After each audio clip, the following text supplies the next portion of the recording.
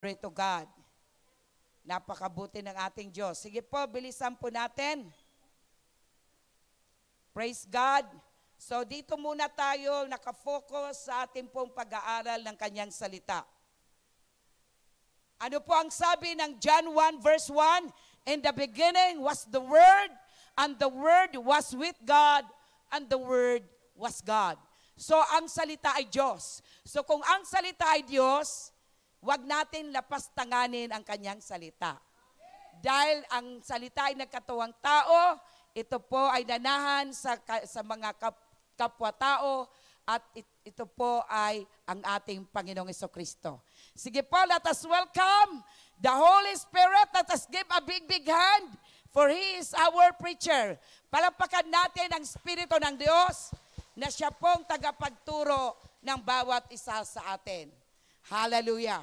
So this time, ang ating pong pag-aaralan is all about the church in Sardis. So I believe isa na lang church ang hindi po dito nadidiscuss.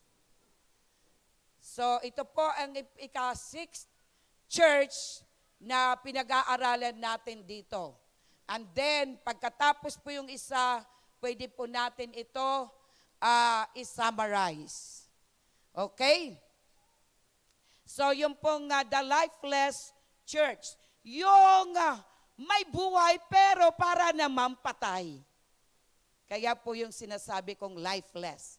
May buhay pero sila po ay patay. Okay? So yun po, matatagpuan natin, our text is found in the book of Revelation chapter 1 verse 1 to 5. Sige po, basahin natin isa-isa. Habang kayo nakaupo, atin po itong sundan. Sige po, basahin natin yung Revelation chapter 1 to 5. Sabi po dito sa kanyang salita, these are the words of Him who holds the 7 spirits of God and the 7 stars. I know your deeds. You have a reputation of being alive, but you are dead. Sabi po dyan sa kanyang salita. Sa verse 2, wake up! Pinagigising sila. And strengthen what remains and is about to die. For I have found your deeds unfinished in the sight of my God. And verse 3, sabi po dyan, remember, therefore, what you have received and heard, hold it fast and repent. But if you do not wake up, ang sabi po ng salita ng Diyos, if you do not wake up, I will come like a thief, and you will not know at what time I will come to you. Yet you have a few people in Sardis, sabi niya po dyan, who have not soiled their clothes. They will walk with me, dressed in white, for they are worthy. Verse 5, the one who is victorious will like them, be dressed in white. I will never blot out the name of that person from the book of life, but will acknowledge the name before my Father and His angels. Pagpalain tayo ng salita ng ating Panginoon. Okay, so ito pong church in Sardis ay isa po ito na church na makikita at matatagpuan doon po sa Asia. Yung nasan yung Asia, ngayon ang ang pangalan niya is Turkey. Lahat ng 7 churches ay naroon sa Turkey. So yun po, sabi ko nga po, nung pumunta kami doon, siguro 2017, kami nakapunta doon. Nila Pastor Emmer at yung aking isang anak, ay yung mga churches doon ay, yung iba, karamihan doon ay naging museum ng Muslim. At mayroon pa doon mga naitayo na kanilang sambahan ng Muslim. So kaya po nakakaiyak dahil doon po naisulat, naka-address sa kanila yung mga churches doon. Nasaan ang mga church? Yung bang church, ang sabi nga po natin, ang church ay hindi po yung building. Ang church, yung grupo ng mananampalataya. We are the church. I am the church. You are the churches. Lahat tayo ay church. Yun ang tunay na church. Yung nananampalataya kay Jesucristo. So dito po, ito ba nga church in Sardis, ito ba ay church na noon pa ba ito nag-exist? Alam niyo po, marahil itong church na ito hanggang ngayon, ito ay nag-exist. Pwede mo ma-identify, you can examine yourself. Tayo po ang makakasuri sa ating mga sarili kung ikaw ba yung tinutukoy dito sa church in Sardis. Yung kalagayan mo ba ay katulad ka sa sinasabi ng Biblia na ikaw ay nasa church in Sardis? Na sinasabi po dyan, buhay ka, nagtatrabaho ka, pero patay. So yun po yung kalagayan ng Sardis. So ngayon, bago po tayo patuloy na lumawak o lumaon pa, nabanggit na naman dito yung sinasabi po dyan sa verse 1. Yung sinasabi po dyan, the seven spirits of God. Okay? Sabi niya po dyan, sige po, balik tayo sa verse 1. Ang sabi po sa Revelation 3 verse 1. Yan. Sabi niya, these are the words of him who holds the seven spirits. So ano na naman po ang ibig sabihin ng seven spirits?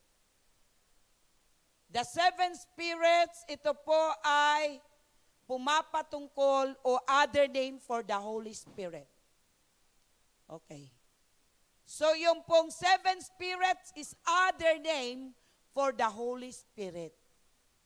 Na sinabi rin po niya doon sa Revelation chapter 1 verse 4, kung hindi po ako nagkakamali.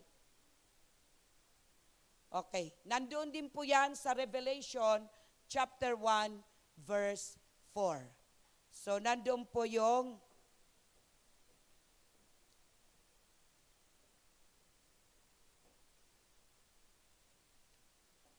praise God. Okay? So, sinasabi po dito sa verse 1 at saka sa Revelation chapter 1 verse 4, ito po ay may binanggit na seven spirits. So, kapag may nakita kayo sa Bible na tinatawag po seven spirits, that is the another name for the Holy Spirit. Huwag ninyong isipin na ang Diyos ay may 7 espiritu. Ito po ay tawag po sa Holy Spirit. Marami po actually ang tawag kay Holy Spirit. At nung tinuro ko yung Holy Spirit, siya po ay tinawag din na Spirit of Christ, Spirit of Grace. Marami pong tawag po sa Kanya. So dito naman ay, siya po ay mayroon 7 spirits. Okay? Sa verse 1. At ano pa po yung sinasabi pong 7 stars? Doon pa rin tayo sa verse 1. Ang 7 stars na sinasabi po dyan, na atin din pong matutunghayan doon sa Revelation chapter 1 verse 20, ito po ay pumapatungkol sa, these are the angels of the 7 churches. Ito po yung mga angels, mga anghel ng 7 churches. So kung ikaw ay church ng Diyos, mayroon na katalaga ang Diyos sa atin ng mga anghel. Naniniwala po ba tayo? Kaya po, pwede ba natin utusan ng mga anghel? Amen. Because God created us higher than the angel. Tayo po ay nilikha ng Diyos na mas mataas kaysa mga anghel. And when in fact, it is written in the Word of God that we will judge the angel. Atin huhusga ng mga anghel. So yun po. Kaya kung nasa alanganin kayo o kahit na hindi alanganin, pwede kayo magsabi, Lord, let the angel of the Lord encamp around my life. Na walang aksidente, disgrasya, kapahamakan, kasamaan na mangyayari sa buhay ko. So yun po yung sinasabi po dyan. Yung pong 7 churches, o kaya, ito rin sabi po, ito rin po ay pwede pong church leaders. Kaya po ang mga churches ay talaga pong may mga church leaders. Dahil kailangan po sila. Hindi po sila talagang, pag sinabing leader, pagdating sa spiritual, sila po yung number 1 follower of Jesus Christ. Hindi po sila yung mga leader, pag nasa mundo, pag leader ka, ikaw po ay, tawag nito, may, kumbaga, authoritarian ka. Ikaw ang nagmamando. Pero pag leader ka sa church, ikaw muna yung sumusunod sa minamando mo. Amen? So yun po yung gusto ko pong bigyan ng diin muna. Okay, so darako na po tayo sa ating pong lesson. Yung church in Sardis, ang problema dito, the problem in Sardis church was not heresy. Ano po ba yung heresy? Yung maling pananampalataya. So hindi po problema sa dyan yung maling pananampalataya. In short, andoon yung pananampalataya nila. Kanino? Kay Jesus Christ. Pero, ang sabi po sa ating pong pag-aaralan, but they are spiritually dead. Sila po ay mga patay. Yun po yung sinasabi po dyan. So, mayroon silang tamang pananampalataya. Hindi po mali ang kanilang pananampalataya. Pero bakit sinabi ng salita ng Diyos, mayroon, hindi mali ang pananampalataya nila, pero sila po ay mga patay. So ano po, saan sila patay? Spiritually. Naalala ko po yung kwento kay Adan at kay Eva. Ang sabi ng Diyos sa kanila, makakain nyo yung lahat ng bunga ng kahoy dyan sa halamanan ng Garden of Eden. Sabi ng Diyos sa kanila, wag lang yung bunga na nandyan sa kalagitnaan na nagsasaad ng mabuti at masama.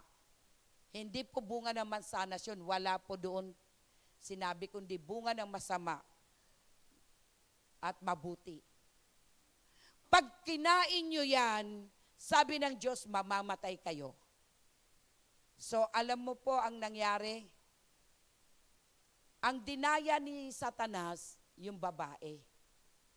Kasi, nung nagbigay ng instruction ang Diyos sa patungkol sa pagkain, yung bawal na kainin doon sa Garden of Eden, wala pa noon si Eva. Wala pa, hindi pa nilikha si Eva, si Adan pa lang. So, nung pong, kaya, dahil hindi malinaw yung instruction kay Adan at kay Eva, dahil kay Adan po nasabi ng Diyos, ano po si Satanas, tuso po siya, yan ang dinali niya, yung babae, si Eva. Bakit? Dahil hindi niya po narinig mismo sa Diyos ang instruction. Parang katulad lang sa atin. Sabi nga po, ang ibig sabihin ng Bible, B stands for basic, I stands for instruction, B stands for before, L is living, and E is earth. So, sabi po, basic instructions before leaving earth. So, dito po, andito talaga yung instruction ng Diyos sa Biblia. Andito yung basic instruction. para hindi tayo mamatay spiritually. Para tayo yumaman spiritually. May nabasa ko sa sinabi po ng Diyos ng ang talagang kayamanan na inaasahan ng Diyos na maranasan natin, yung kayamanan spiritual. Kasi hindi ito nawawala, hindi nananakaw, hindi po nabubulok, hindi nasisira. So ngayon, kaya po ito po si Adan, siya po yung binigyan ng instruction, hindi po masyadong alam, wala pang alam masyado hindi clear ang instruction kay Eva. So siya po yung dinaya. Kaya po itong naalala ko po itong Sardis, itong church in Sardis, ang sabi po, tama naman ang kanilang mga pananampalataya. Pero ang sabi ng Diyos, sila ay nagtratrabaho, kumikilos sila, nananampalataya sila, pero sila ay mga patay. Aktibo sila, sabi po dito. Kaya yun po yung problema sa kanila. Bagamat sila ay active sa church, ang kanilang pananampalataya ay hindi naman mali, pero mga patay sila. So ngayon, sa paanong paraan na sila ay namatay? Kung paano si Adan at si Eva, sila po ay namatay, sinabi ng Diyos, mamamatay sila. Hindi sila namatay physically. Tama? Hindi rin po namatay ang kanila pong kaluluwa. Ang namatay sa kanila, kasi may mga damdamin pa sila. Kasi yung kaluluwa po ay pumapatungkol sa ating mga emotions, sa ating kaisipan, at sa ating pong, will, kapasyahan. Hindi po namatay ang kanilang kaluluwa, hindi po namatay ang kanilang physical na buhay. Ano ang namatay sa kanila? Yung spiritual. Pag sinabing spiritually dead or spiritual death, ibig sabihin, pag ito ay namatay, mayroon kang kalayuan ang relasyon mo sa Diyos. Bagamat may Diyos, hindi mo siya nararanasan. Bagamat may Diyos, hindi mo siya lubos na nararamdaman sa buhay mo. Amin po ba? Na akala mo, ang Diyos ay malayo sa iyo. Samantala, nangako ang Diyos, sabi niya, hindi kanya iiwan, hindi kanya pababayaan. Amen? Sinong naniniwala na ikaw ay pinangakuan ng Diyos, ng pangako ng Diyos sa iyo, pangako ng Diyos sa atin, hindi kanya iiwan, hindi kanya pababayaan. Kung naniniwala ka, pumalakpak ka ng malakas sa Panginoon. Hallelujah! Praise God. So ngayon, ating pong tunghayan kung paano si Adan at si Eva, sila po'y namatay spiritually. Ano po ang dahilan? Ano po ang naging sanhi? Bakit sila namatay? Is 3 letter lang. S-I-N, sin. So ganun din po dito sa Sardis. Sila po ay namatay, ang namamatay, about to die, malapit na mamatay because of their sins. They are infested with sin. Sila po ay nangagkasala laban sa Diyos. Dahil kasalanan lamang ang magiging dahilan para ang tao mamatay ang kanilang spiritual na buhay. Amin po ba? Sino ang nag-a-agree na tanging kasalanan lamang ang makakapatay sa relasyon mo sa ating Diyos? Amen? Palakpakan natin ang Diyos. Yung naniniwala na tanging kasalanan mo, kasalanan ko, ang makapaghiwalay sa atin, sa ating pong relasyon sa ating Diyos. Okay? So, praise God. So, ngayon, tingnan po natin. Mayroon pong 4. There are 4 things na in-emphasize dito po sa next. Mayroong 4 things emphasized about Sardis. 4 po ito. Ano ang binigyan emphasis po dyan? Una, works. So in short, hindi sila tamad. May nangangagtratrabaho sila. Sabi niya po dyan, these are the words of him who holds the 7 spirits of God, the 7 stars. I know your deeds. Sa ibang translation, I know your works. So sila po ay nagtatrabaho. Sila po ay gumagawa. Marahil, ito po ay gawain. Saan kaya mga gawain na ikaw at ako ay hindi natin mararanasan yung kaibuturan na paglago ng ating spiritual na buhay. So sila po ay hindi tamad. Sila ay nagtatrabaho. So ano ang mga ginagawa nila? So yun po ang mga gawain nila, alam ko po, hindi God-centered. Amen? Kasi kung God-centered ang mga ginagawa nila, imposible na sila po ay mamatay spiritually. Amen?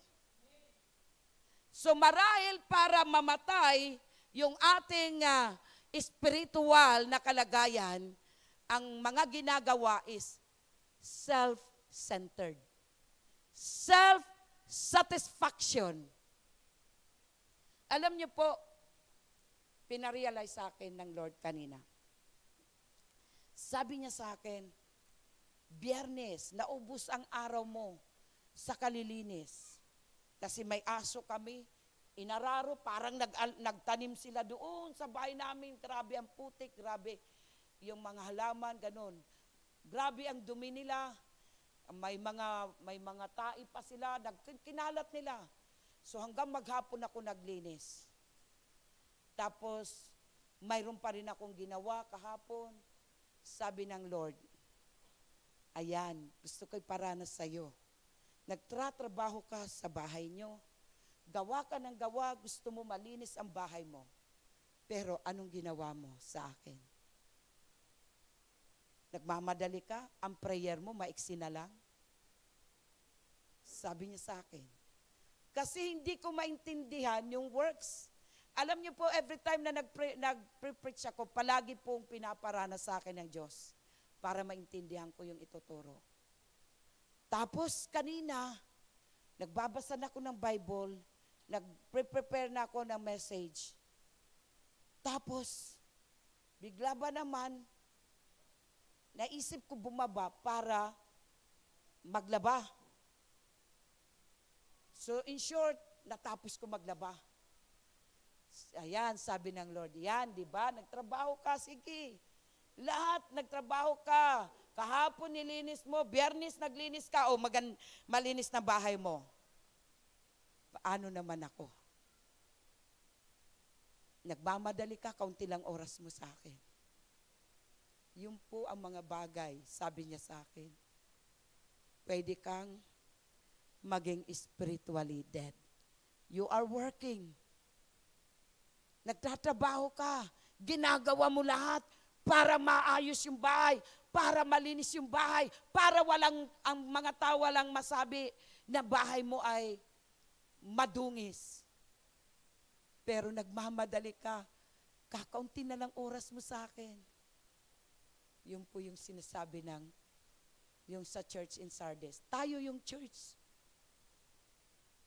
Kaya po, kailan niya po sinabi, pinagtrabaho muna ako, nagmadali ako, alam ko na yung aking ituturo.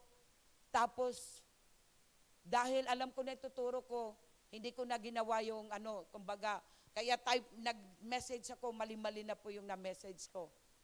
Yung Matthew, naging Marina ang nakalagay doon. Pinasa ko. Imagine niyo po yun. Kasi, inubos ko labahin ko.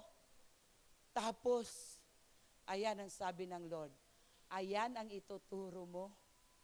Na kahit ngayon, kahit na ikaw ay nagtatrabaho for the Lord, hindi po pwede na kung nakaraan, okay ang trabaho mo ngayon. Hindi po pwede na sabihin mo na okay ka noo kahapon, ngayon di ka okay. Trabaho ka ng trabaho para kanino? Kaunting oras sa Diyos, maraming oras para sa sarili mo. Self-satisfaction. Yun po yung gusto ng Diyos ipahiwatig sa atin. Works. Trabaho. Kaya every time na may tinuturo ako, pinaparanas sa akin ng Diyos. Kasi iba talaga kapag naranasan mo. Kaya ganina, grabe, mula sa bahay hanggang, sabi ko, Lord, patawarin niyo po ako.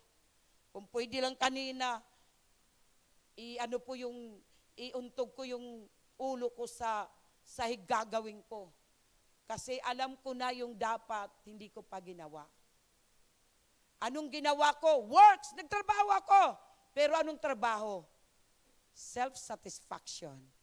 Para isatisfy ko yung sarili ko na gusto ko, aalis ako, punta ko sa church, maaga pa ako nagising, nagbasa ng kaunti ng Biblia, nagpray ng kaunti, naglaba ng marami. Yan ang sabi ng,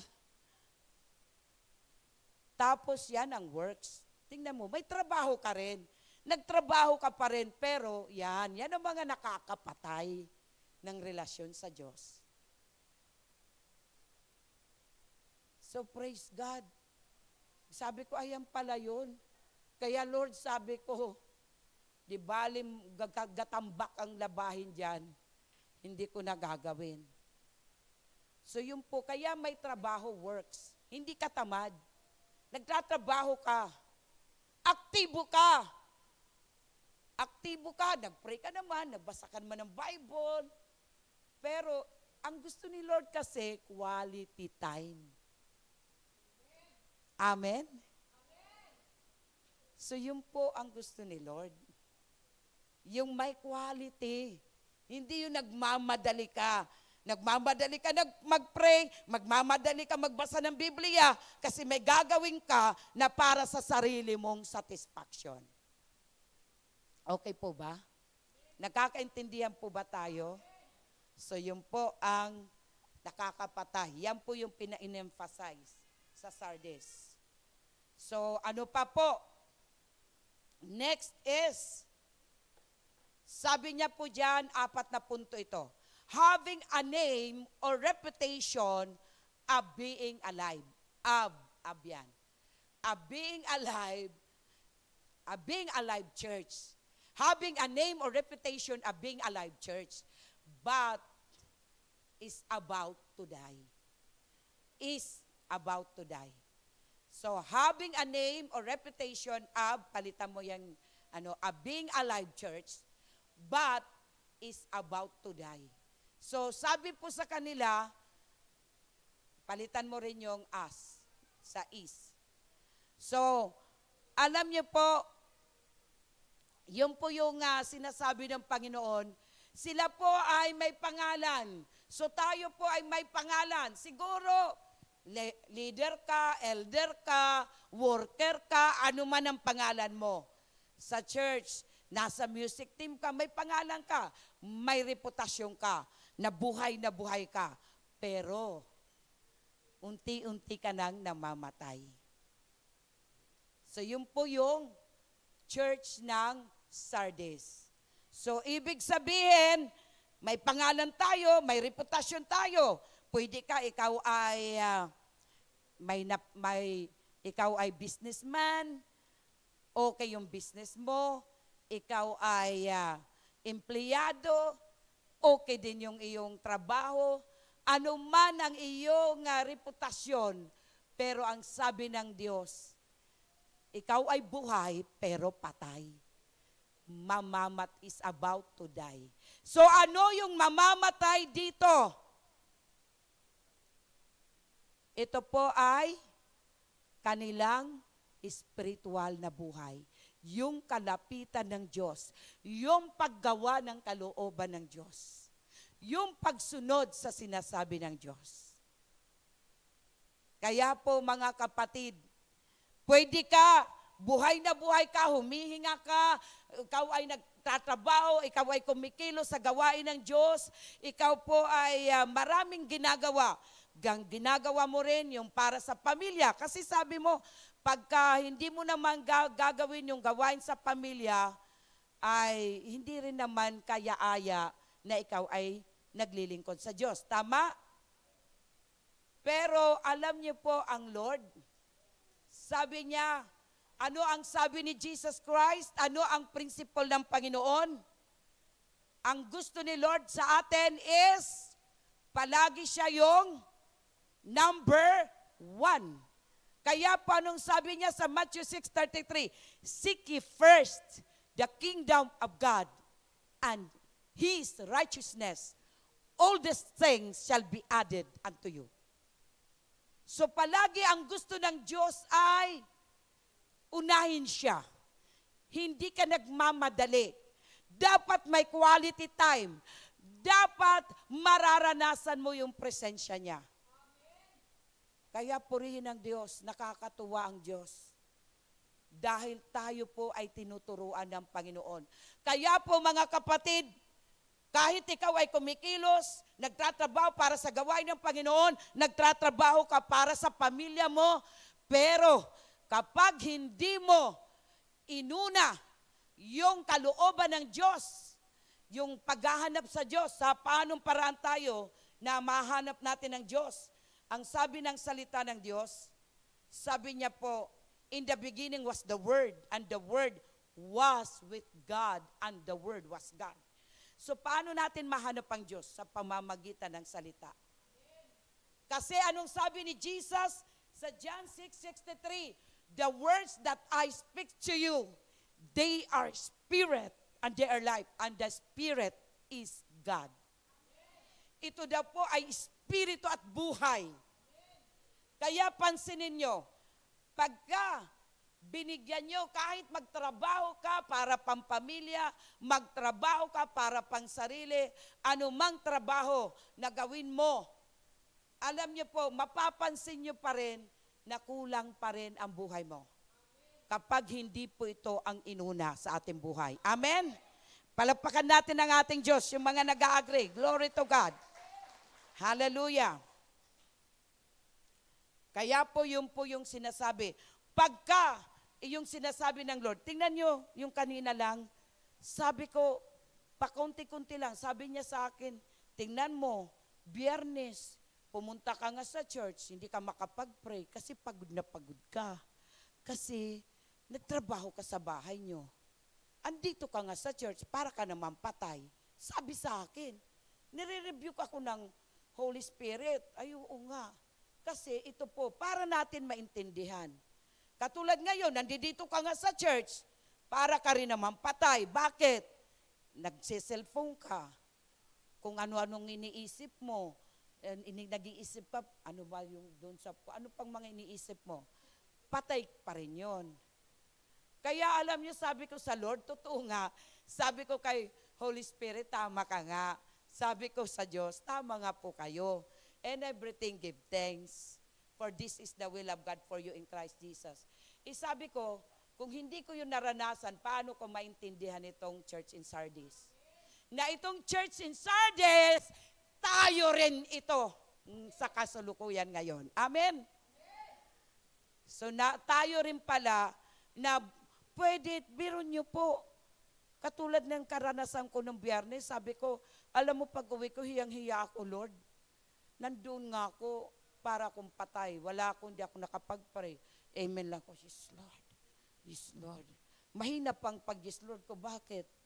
Halos naninikip na yung dibdib ko sa kakatrabaho. Pero nagtrabaho ako. Hindi nga lang nagbigay kaluguran sa Diyos. Amen? Kasi ang gusto ni Lord talaga, Jesus will be number 1 sa ating mga buhay. Sa paanong paraan? Dito. Sa kanyang salita. At sa ating mga prayer. Okay? Sige po. Kaya pag hindi po kayo magbibigay ng panahon sa salita ng Diyos, Totoo, para kayong church in Sardis, buhay kayo, nagtatrabaho kayo, ano man ang trabaho ninyo, trabahong bahay, trabahong pangkabuhayan, trabaho sa church, pero mga patay pa rin ang ginagawa niyong trabaho. Kasi hindi po natin ginawa si Jesus Christ number 1 sa ating buhay. So paanong paraan? Maging number 1 siya, ito ang uunahin natin, plus yung ating words para sa Kanya. Amen? Palakpakan natin ating Diyos. Glory! Hallelujah! Okay, next. Another is, sabi po dyan, ito yung in-emphasize, works not perfect before God. So yung trabaho nila, hindi po kaaya-aya sa harapan ng Diyos. So katulad na lang ng naranasan ko. Hindi na po naging kaya-aya yung natrabaho ko. Nagtrabaho nga ako doon, maglinis sa bahay. Pero yung para sa Diyos dito, nakaupo lang ako, hindi na po naging kaaya-aya sa Diyos. Imagine nyo, hindi na ako makapag-pray. Leader ako. Kasi naninikip ng dibdib ko. Kahit ang pag-agree ko, yes, Lord. Yes, Lord. Yes, Lord. Ganun na lang. So ganun din po, pwede po ito mangyari sa bawat isa sa atin. Amen? Nagtrabaho ka nga, but it is not perfect before God. Hindi kaaya-aya sa harapan ng Diyos. Dahil ang ating mga ginawa ay para sa ating sariling satisfaction.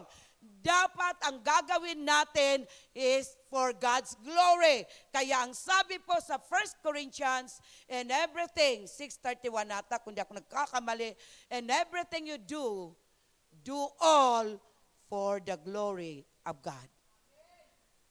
Kaya yun po pala, para yung works natin maging perfect before God, dapat magbibigay kaluwalhatian sa Diyos. Amen? Ganun po pala na trabaho ang gusto ng Diyos. Kaya i-check natin, Lord, itong gagawin ko ba? Nagbibigay ba ito kaluwalhatian sa iyo? Kung hindi, hindi ko ito gagawin.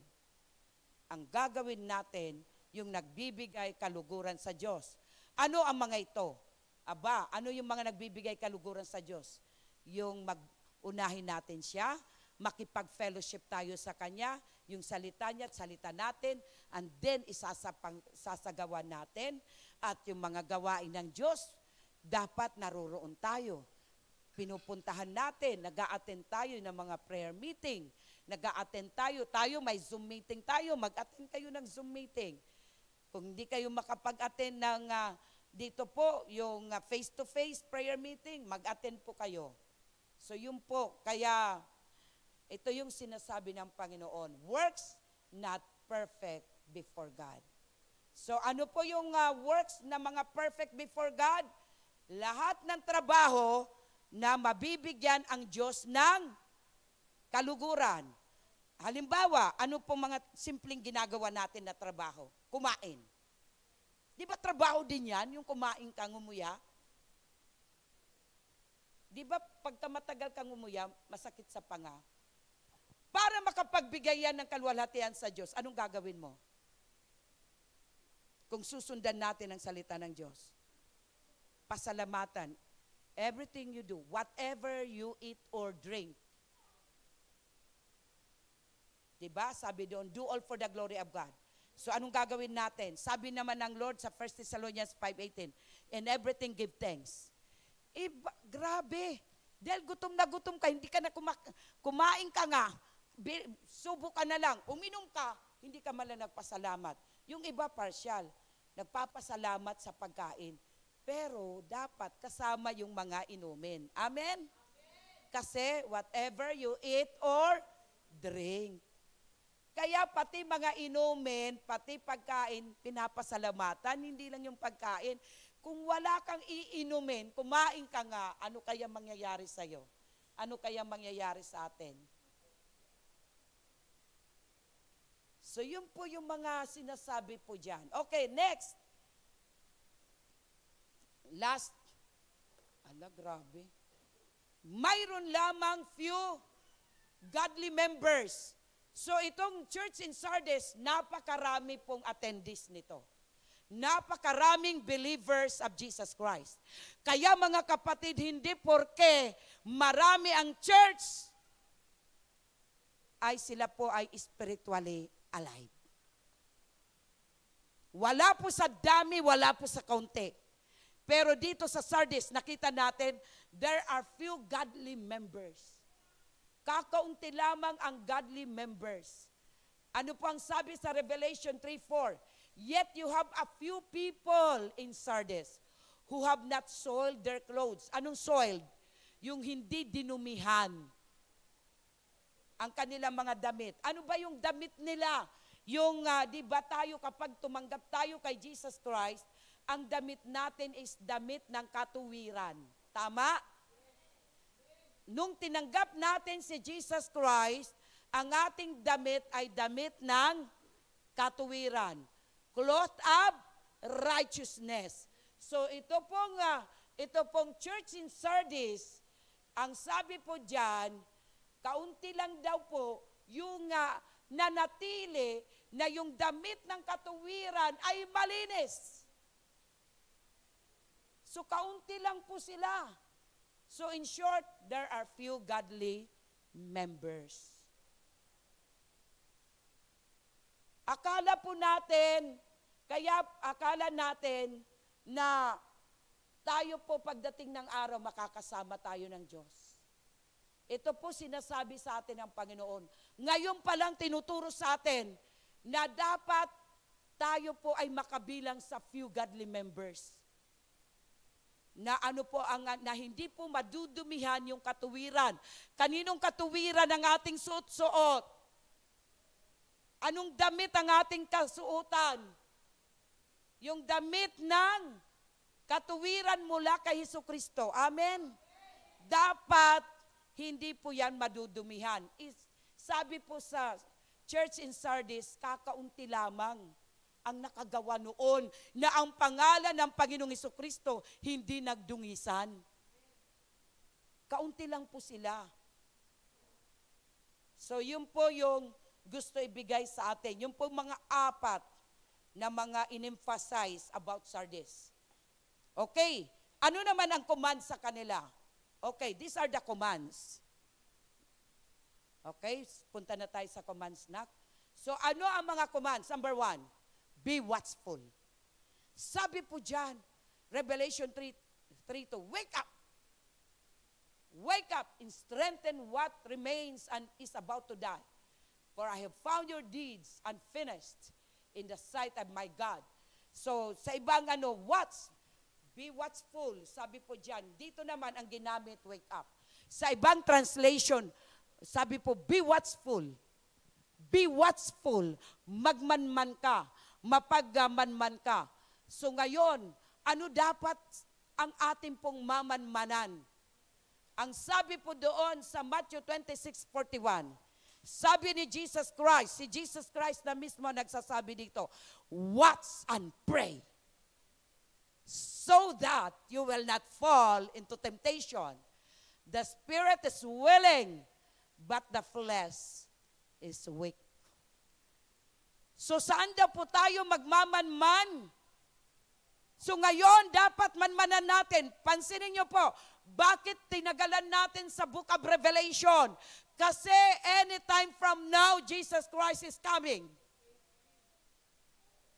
Alam niyo po ba yung Word of God na pre-preach na po kahit hanggang sa kaliblibliban. Kahit sa mga bansa na pinagbabawal. Tingnan nyo na lang sa Saudi Arabia, bukas na po ang JBRIM Church sa pangunguna nila Pastor Jundel, Sister Daini, JBRIM po sila. Sila po ngayon ang namumuno na marami na pong Saudis ang nakakilala sa Panginoon. Hallelujah, palapakan natin. JBRIM ang ginagamit. Ang Saudi Arabia open na po ang lugar na yon. Marami na po ang nakakakilala. So anytime from now, pwede dumating ang ating Panginoon. Kaya yun po yung sinasabi, be watchful. So paano tayo magmamanman? Ano ang sabi ni Jesus? Watch and pray. Nakita ninyo, isa po yan sa palatandaan na darating ng Panginoon. Ang sabi, parang katulad kay Noah, na maraming kainan, nag-aasawa, nagkakainan, nagiinuman, panay pleasures. Tandaan nyo ngayon, tingnan nyo ngayon. Ultimo bahay ngayon, ginagawa na kainan. Tama? Mga resort, ang daming resort. Ang dami na po ngayon pleasures. So nandito na po, malapit na po ang pagdating ng Panginoon. So baka po, pag hindi po tayo mapagmanman, anong gagawin sa pagmamanman? Anong sabi ni Jesus? Watch? Anong sunod na gagawin? Pray. So, kumusta ang prayer life natin? Ayaw ni Jesus, ako nirebuke ako nung short prayer lang. Gusto ni Lord, quality prayer. Yung hindi ka nagmamadali. Yung bang pag nag-pray ka, ramdam mo yung presence ni Lord. Yan ang gusto niya. So yun ang sinasabi niya. Yan ang command sa Sardis. So, Sardis, nung panahon ba yun? Pwede rin din tayo. Ikaw na para kang nakakaramdam ka na parang nananampalataya ka nga, tama nga pananampalataya mo. Si Jesus tinanggap mo, pero para ka naman patay. Kaya, hindi ka na, kung mag-attend, ano na po, tawag nito, good thing, kung hindi, okay lang. Pag ganyan na po yung kalagayan ng iyong buhay, na parang, kung sumulpot ka, para kang kabuti, lilitaw, lulubog, lilitaw, lulubog, ay marahil is about to die. Mamamatay ka na spiritually. Kaya ngayon, anong sabi ni Lord? Be watchful, and anong dapat mong gawin? Pray. Sino may sabi nito? Si Jesus Christ. Palakpakan natin si Jesus Christ. Okay. Okay, next, ano pang command? Sa Sardis. So, sino po ulit yung Sardis? Marahil, ikaw ay yung Sardis, ako yung Sardis. Linis ng linis, hanggang hindi na, counting prayer na lang, ayaw ni Lord ng ganon. Kayo naman, nood-nood. Yung iba naman, hindi ka nga linis ng linis, nood ka man ng nood, ng Netflix. Ayaw din ni Lord noon. Ang ganda ng smile. Yung iba naman, naranasan ko rin. So, one time, pagkatapos ng mentoring, Tuesday yun, scroll up. First time in my life na nagtagal ako sa Facebook. Alam niyo po, mabutat ako 1 oras. Pagkatapos nun, hilo na ako. Nagpa-BP ako, tas BP ko. Lord, patawarin niyo po ako. Sabi ko, nag-enjoy ako, kaya ngayon, di na talaga ako.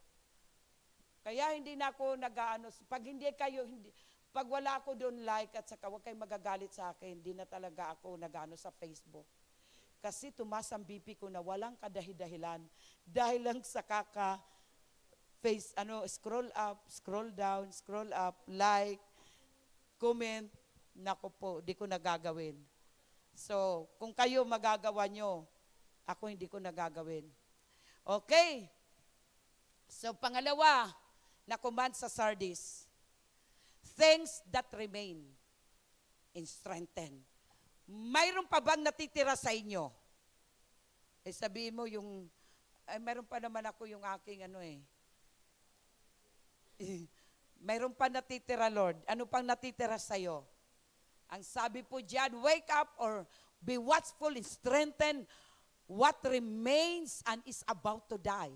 Ano ba yung inyong dapat palalakasin na mamamatay na? Ano ba yung usually namamatay na?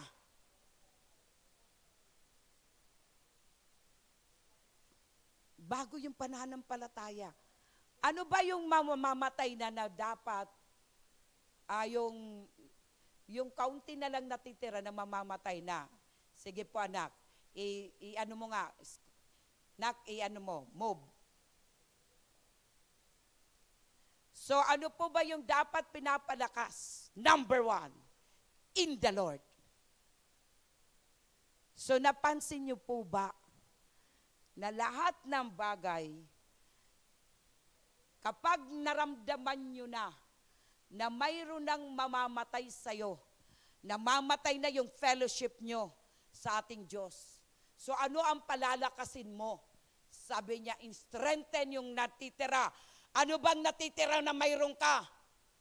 Natitira pa sa inyo. Naniniwala ko may natitira pa. Sino? Si Jesus Christ. Amen? So yun po yung iyong palalakasin in the Lord. So anong sabi po sa Ephesians 6:10-11? Finally, be strong in the Lord and in His mighty power. Put on the full armor of God so that you can take your stand against the devil's schemes. So, ano pong sabi? Ang iyong natitira pa ay alam mo mayroon kang Jesus Christ. Alam ko may Jesus Christ tayo. Amen? So yun daw po ang palalakasin natin. Kaya anong sasabi mo? Lord! Sabi mo, I am strong in the Lord and in the power of God's might. Alam niyo po, simpleng declaration, it will strengthen your life. Amen? Huwag ka magsabi, ay, naku, wala na akong gana. Bahala na nga sila. Bahala ka rin pag dumating si Lord. Talaga pag hindi ka umangat, sigurado, impyerno bagsak. Dahil hindi mo kakayanan yung 7 years great tribulation. Okay? So anong gagawin? So palalakasin mo yung natitira, ipapa-strengthen sa ano? Yung ating relasyon kay Lord. Mayroon pa tayong Jesus Christ. Hindi mo pa tinatakwil si Jesus Christ. Hanggang hindi mo tinatakwil si Jesus Christ, may pag-asa pa tayo na palakasin. Amen? Hallelujah. Yan ang pinapalakas ni Lord. So paano natin gagawin? Just simply declare. Kaya ko, palagi ako nagde-declare, I'm strong in the Lord and in the power of God's might.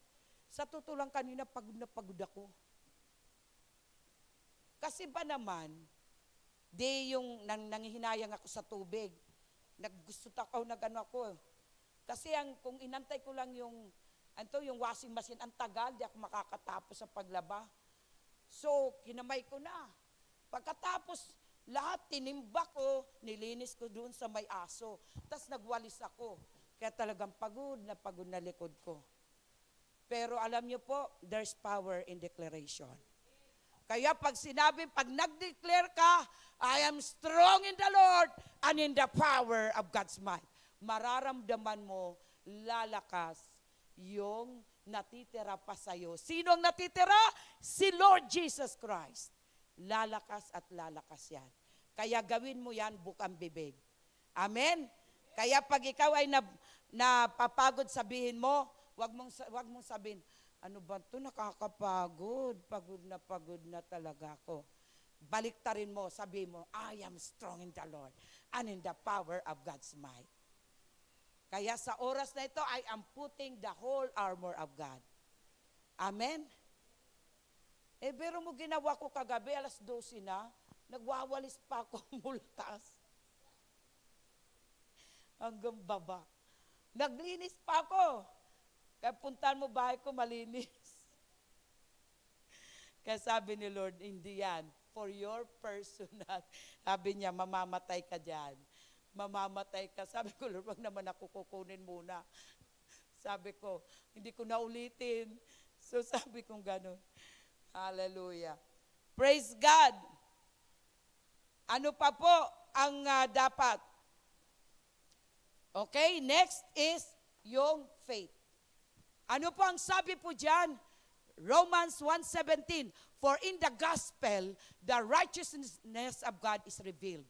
A righteousness that is by faith from first to last, just as it is written, the righteous will live by faith. So ano pa yung ating pong pangalawa na ating palalakasin, yung ating pananampalataya. So, ang pananampalataya dapat palakasin. Paano ba natin pinalalakas ang ating pananampalataya, mga kapatid? Sabi sa Romans 10:17, faith cometh by hearing and hearing by the word of God. Kaya pag may nagpre-preach, huwag kayong matutulog. Lalo-lalo na huwag kayong magsi-cellphone. Huwag kayong makikipag-usap. Kasi doon po lalakas ang inyong pananampalataya, ang iyong faith. Amen? Kasi tayo daw po na righteous, tinanggap natin si Jesus Christ as our righteousness, nabubuhay tayo sa pananampalataya. At ibang klase, kapag may pananampalataya ka, sabi nga po, we can please our God. Bibigyan natin siya ng kaluguran. Amen? Pag nabigyan natin siya ng kaluguran, anong gagawin ng Diyos? Bibigyan niya tayo ng reward. Amen? Palakpakan natin ang ating Diyos na buhay. Okay, next. Ito pa yung command. Ano pa yung sunod? Remember your teachings. Remember your teachings. Ano po ba yung mga teachings na ito? Patungkol sa salita ng Diyos. Kung ano ang mga tinuturo sa atin dito, alalahanin nyo, huwag nyong kakalimutan. Katulad nito, maalala nyo lang, at least ngayon mararamdaman mo na pag wala ka ng gana, sabi mo, naku, ako na ata sinasabi ng Sardis, Church in Sardis, mamamatay na ata yung aking spiritual na buhay. Minsan, patay na nga yung spiritual na buhay mo, mamamatay ka pa rin physically. Tama? Kasi ang bilis magkasakit pag hindi ayos ang buhay mo, ang relasyon mo kay Lord. Amen? Ang bilis mong mamatay. Kasi ang sabi doon, ang may takot sa Diyos ay may mahabang buhay. Okay? So yun po, kaya yung mga itong salita na ito, maglaan tayo ng oras para mag-aral. Amin po ba? Sino ba dito nagbabasa ng Biblia? Huwag niyong itaas ang kamay. Yung katotohanan lang. Sabi niyo kay Lord, naku Lord, di pa ko pa nagsusubukan. Tulungan niyo naman po ako. Gagawin ko na bukas, mamayang-mamaya. So kung hindi pa kayo nagbabasa ng Biblia, magbasa na po kayo. Amen?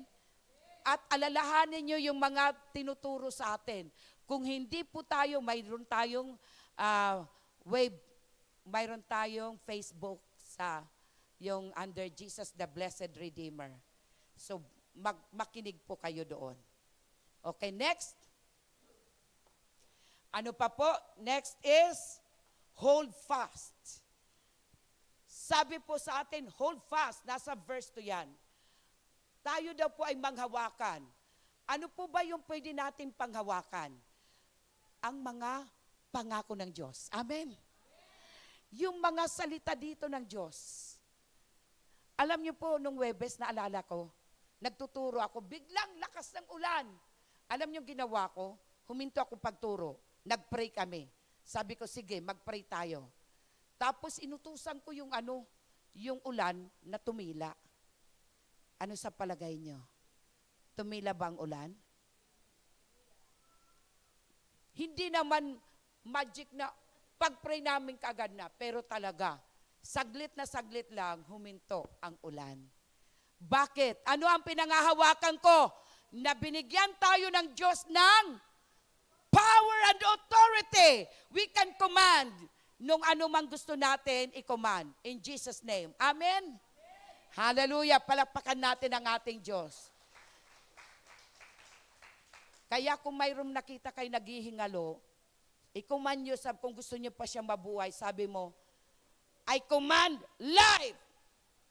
Sabi ko, I command life. Comfort sa buhay niya. Yun po yung ating i-command. So yun po, we have the authority. Ako lang ba may power? Ako lang ba may authority? Lahat tayo. Kaya yun po yung sinasabi, hold fast. Kaya sabi sa Hebrews 3 verse 6, but Christ is faithful as the Son over God's house. Sa Tagalog, ang ganda-ganda nito. Sige, basahin muna natin, tapos i-Tagalog natin. And we are His house, if indeed, tayo daw po ang bahay niya. Okay, pakinggan nyo. But Christ is faithful. Matapat ang ating Panginoong Jesucristo. As the Son over God's house. Siya po yung anak ng Diyos, na siya po yung sumasa kanyang mga tahanan ng Diyos. And we are His house. Tayo yung house na tinasabi. If indeed we hold firmly to our confidence and the hope in which we glory. So tayo po yung mga tahanan. Kaya nga sinasabi ng Biblia, we are the temple of the Holy Spirit. At ito pong mga house na ito, itong ating mga katawan, na templo ng Espiritu ng Diyos, ito po ay nagmamaniobra nito si Jesus Christ. Amen? So dapat yan ang panghahawakan natin. Anong pwede mo panghawakan? Sabihin mo, Lord Jesus Christ, halimbawa may sakit ka. Ang sabi, ito, sige, basahin muna natin. Datapwat si Kristo, gaya ng anak ay puno sa bahay niya. Na ang bahay niya ay tayo. Kung ating ingatang matibay ang ating mga pagkakatiwala at pagmamapuri sa pag-asa natin hanggang sa katapusan. Sino ang ating pag-asa hanggang katapusan? Ang Panginoong Jesucristo. So si Kristo po yung puno ng ating mga bahay. Sino ang bahay? Sino yung house? Tayong lahat. So yun po. Kaya panghawakan natin yung mga pangako ng Diyos. Panghawakan natin na tayo ay anak ng Diyos. Amen. Panghawakan natin na bilang anak ng Diyos, tayo yung eredero ng ating Diyos. Ibig sabihin, tagapagmana ka ng ating Diyos. Amen. Marami tayong panghawakan. And last is sa verse 5, verse 4, repent. Yung pagsisisi. Pagtalikod. Kaya po mga kapatid, yan po ang kinuman ni Lord. So kung ikaw man ito, na para kang nasa Sardis, na malayo ka, para bang mararamdaman mo talaga yung presensya ng Diyos. Pag ang presensya ng Diyos, hindi mo ramdam sa iyong buhay, ibig sabihin you're about to die. So anong gagawin mo? Pagsisihan mo. So anong palalakasin mo? Yung natitira pa sa'yo. Sinong natitira? Si Jesus Christ. So palakasin mo at yung pagtitiwala mo sa Kanya. Okay? Okay, next. Ano ang promise naman sa mga overcomer? Walk with God in white. So ibig sabihin, we can walk with God. Ibig sabihin, mararanasan mo na sa lahat ng iyong pupuntahan, kahit saan ka naroroon, yung presensya ng Diyos ay damang-dama mo. Amen? You are walking with God. So, totoo wala ka namang kahawak na ibig sabihin, yung presensya ng Diyos, kahit saan ka dumako, kahit anong sitwasyon mayroon ka, kahit anong mga pinagdadaanan mo, yung presensya ng Diyos ay nasa sayo. At kapag naroon ang presensya ng Diyos, makakatiyak ka ng Kanyang pagliligtas. Amen? Makakatiyak ka ng Kanyang kagalingan. Amen? Naalala ko nanay ko, pumangit yung kalagayan ng nanay ko. Alam niyo po, power ng prayer, pinag-pray namin. Tapos kahapon ba yun? Sabi ko, kahapon or Biyernes, sabi ko sa kanila, kasi andito daw yung plema. Kahit anong antibiotic, hindi, pabago-bagong na ng antibiotic, hindi po natatanggal yung plema. So to cut the story short, nagpray ako kay Lord, anong gagawin? Sabi ni Lord, mag-blend ka ng sambong at oregano. Tapos pinadala ko doon. Indeed, sabi po kagabi nung pinainom na niya yung sambong at saka yung oregano, blenden yun together. Alam niyo po, may nasasaksyon na siya na obo. Maganda na po ang lagay ng nanay ko. Kaya po mga kapatid, totoo po na kapag yung presence ni Lord ay nasa sayo, isa pa, nag-pray kami. Sabi ko, pinakita sa akin, prepare. Di pagkatas namin mag-pray, sabi ko, Marie, pakisabi kay yung dietitian, mag-prepare ng pagkain. Alam niyo po, hindi pa rin ako pinakinggan. So ano nangyari kay nanay? Yung pagkain pa rin galing sa hospital. Tumaas ang sodium, bumababa ang potassium. So in short, yung electrolytes nasisira. Sabi ko sa kanila, prepare. Yan ang instruction ng Lord. So, totoo. Ngayon, nung nag-prepare ng pagkain, bumuti na yung kalagayan. Bakit ko? Sabi ko, marisundin niyo ako kasi, kaya tuloy kanina, pati yung inano ko, nakalagay doon, Marie. Sabi ko, yung verse, Marie, imbis ng Matthew, Marie. Kasi, sabi kong ganon, yung prepare, sabi ko yung sinasabi ko sa'yo, yun po yung sinasabi ng Holy Spirit sa akin. Susunod lang kayo. Amen? Sabi ko sa kanila. Okay? So yun po. Next. So yung presence, walking with God in white, ibig sabihin you are in God's presence. Ano pang pangako ng Diyos kapag na-overcome natin?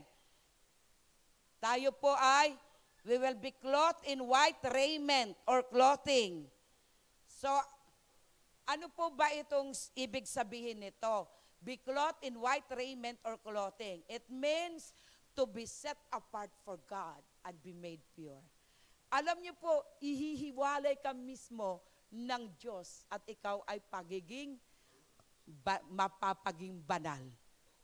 So yun po ang mangyayari. Pag na-overcome natin na hindi na tayo spiritually dead, tayo po ay makikita nyo po yung ating kasuotan ay, ano ba yung kasuotan natin ulit? The cloth of righteousness. So yun ang kasuotan natin na ikaw ay yung dati pong mga ginagawa mo na nagbubunga ng kasalanan, mapapansin mo umaayaw ka na sa kasalanan. Amen? At ang ginugusto mo na ay kabanalan. So yun po, isiniset apart ka. Sino may kagagawa na, tutulungan ka ng Espiritu ng Diyos. Amen? Okay, next. Tapusin natin to kasi iba na naman next week. Okay, next. God will not blot out His name out of the book of life. Ito yung pangako ng Diyos.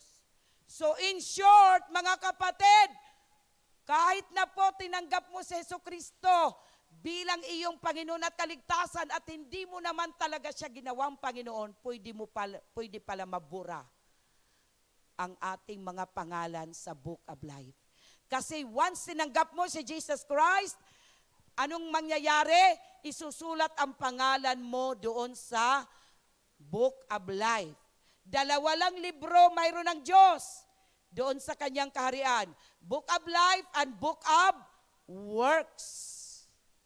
So, ang sabi po dyan, command niya sa Sardis, kapag ginawa niya yung command na yon, ito po yung mga, ito naman ay, hindi ito command anak, ito yung mga promises. Dapat promises yan. Kapag ito po ay promises, this is not command. Ito yung mga pangako sa kanila na kapag na-overcome nila yon, na hindi na sila spiritually dead, kundi they are spiritually alive, physically alive, at maging po, sila po ay nararamdaman nila ang presensya ng Diyos, ang pangalan nila ay hindi mabubura sa aklat ng buhay. Mayroon po yan mga verses, accompanied with it, totoo ba? Yes, totoo na mabubura. Nandoon po yan sa Revelation 22:18 to 19, Exodus 32:32 to 20 to 33, Psalm 69, verse 28. Okay, so paki-forward mo ngayon mga verses. So yun po, Revelation 22, 17 to 18. And if anyone takes words away from this scroll of prophecy, God will take away from that person any share in the tree of life and in the holy city, which are described in this scroll. Ibig sabihin, pwede pong alisin ang kanyang pangalan sa book of life. Okay? So, next, doon pa sa Exodus 32, 33, 31 to 33. Sabi ni Moses, so Moses went back to the Lord and said, "Oh, what a great sin these people have committed. They have made themselves gods or gold. But now please forgive their sin. But if not," sabi ni Moses, sabi niya, kung hindi mo sila patatawarin, sabi niya, "Then blot me out of the book you have written." So sabi ni Moses, nakikiusap siya sa Diyos na sila'y patawarin. Pero kung hindi, sabi niya, burahin na lang ang kanyang pangalan sa aklat. Binura ba ang pangalan niya? Hindi, kasi nagpatawad po ang Diyos. Mapagpatawad ang Diyos. Sabi ni Lord, the Lord replied to Moses, "Whoever has sinned against me," ito po ang sabi ng Diyos, "I will blot out of my book." Kaya mga kapatid, kung spiritually dead ka, buburahin ka rin ng Diyos sa aklat ng buhay. Huwag kang umasa na pagdating ng Panginoon, aangat ka. Hindi ka makakaangat para tagpuin ng Diyos. Dahil burado na ang iyong pangalan. Sino po ang buburahin? Ang sabi ng Diyos, "Whoever has sinned against me." Yung mga hindi nagre-repent. Kaya sanang patutunguhan nyo dagat, lawa ng apoy at apsopre. So maliwanag po ba, mga kapatid? Huwag kayong magmadali kasi nakakapanood na kayo ng Netflix ng ilang oras dyan eh. Pero pagdating sa Word of God, si Satanas nasa likod nyo, paalisin nyo yan. Mamadali kayo. So, in short, anong sabi ni Moses, ni Lord kay Moses? "Whoever has sinned against me, I will blot out of my book." So, yung kasalanan talaga ang magpapabura sa atin sa aklat. Kaya dapat hinihintuan natin. Alam mo kung anong kasalanan na ginagawa mo. Ayoko na lang magsabi. Si Holy Spirit ang magsasabi. So, kailangan mag-repent tayo. Amen?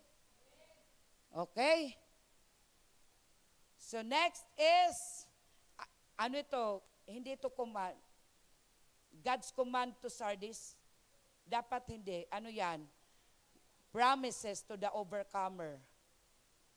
Promises yan to the overcomer. Okay?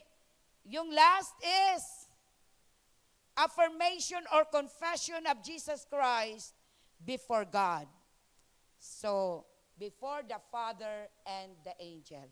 Alam niyo po, pag tayo ay nakasama dyan po sa kaharian ng Diyos, i-affirm o i-confess ng ating Panginoong Jesucristo sa Diyos Ama at sa mga anghel.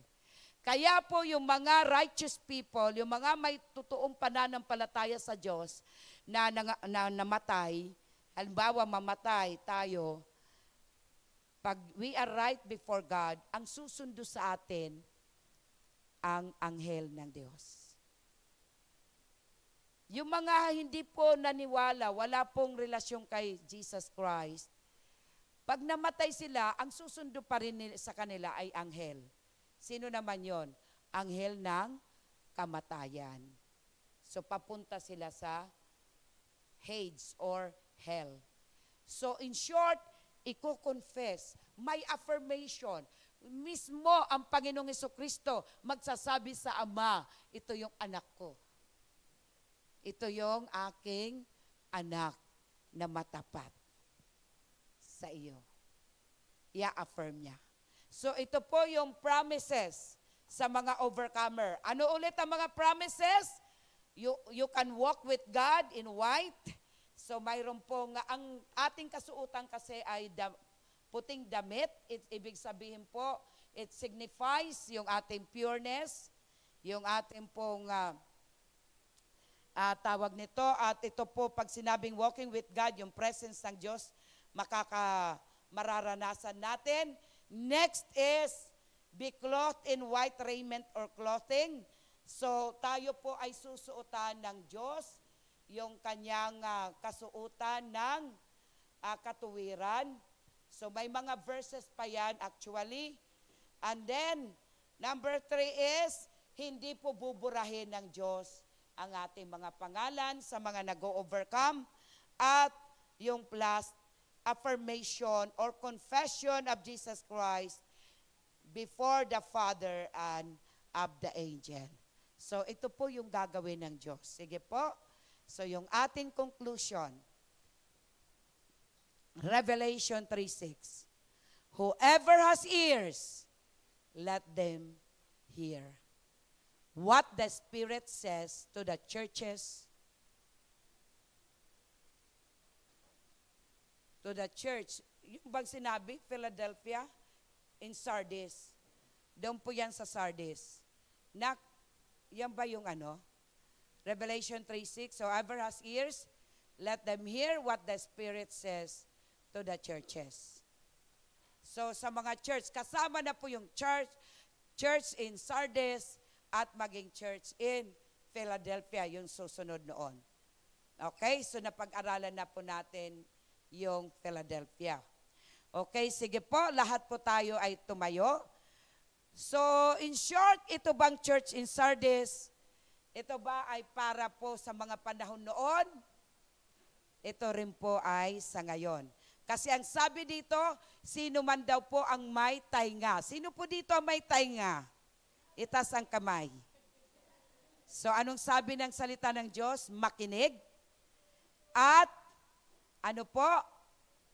Pakinggan natin at higit sa lahat, atin po yan isa pamuhay. Amen? Sige po, tayo po ay, mayroon po ba tayong first timer? May first timer po ba tayo? Wala? Okay. Sige po. So yung pong nanonood ngayon, yung mga first timer, sige tayo po ay ninanais ko muna na inyong tanggapin ang Panginoong Jesucristo dahil tanging siya lamang talaga ang daan, katotohanan at buhay. Walang makaparuroon sa Diyos Ama maliban kay Jesucristo. Kaya itaas mo ang iyong dalawang kamay sa ating Diyos. Sumunod ka sa panalangin ng pagtanggap, Panginoong Jesus, tinatanggap kita ng buong puso't kaluluwa bilang ikaw ang aking Panginoon at aking kaligtasan. Dahil ako'y nananampalataya na ikaw ay namatay nang dahil sa aking mga kasalanan. At pangatlong araw, binuhay ka muli ng Diyos para sa pag-asa sa buhay na walang hanggan. Maraming salamat at sa aking mga pagkakasala, ako'y iyong patawarin, pakalinisin ng iyong banal na dugo na nabuhos sa krus ng Kalbaryo. Maraming salamat, O Diyos. Ito na nga po, God, ang aking panalangin. By your power, Spirit of the living God. Amen. At sige po, ipag-pray kita. Diyos Ama, pagpalain niyo po ang anak mo na tumanggap sa iyong bugtong na anak na si Jesucristo. Palaguin mo siya sa kanyang pananampalataya at pagtitiwala sa Diyos na buhay. In Jesus' name, this we pray and give thanks. Amen. Sige po, tayo muna ay umawit ng sang-awit sa Panginoon.